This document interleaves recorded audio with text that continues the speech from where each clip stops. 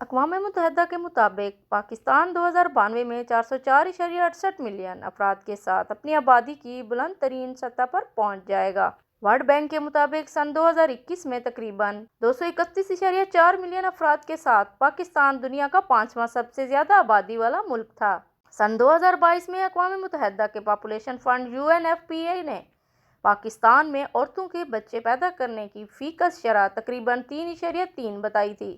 یہ قدامت پسند اسلامی ملک دنیا میں سب سے زیادہ شرح پیدائش والے ممالک میں سے ایک ہے، جہاں پر 1000 افراد میں 22 بچوں کی پیدائش ہوتی ہے۔ ورلڈ پاپولیشن کے جائزے کا تخمینہ ہے کہ 2092 میں 404.68 ملین افراد کے ساتھ پاکستان اپنی آبادی کی بلند ترین سطح پر پہنچ جائے گا۔ اس حوالے سے محکمہ صحت اینڈ پاپولیشن ویلفیئر کے زیر اہتمام میڈیا بریفنگ کا انعقاد کیا گیا، جس کے دوران صحافیوں کو محکمہ بہبود آبادی کے اقدامات بارے بریفنگ دی۔ جو معاشرت ہے اس پر ہم نے کام ہی نہیں کیا۔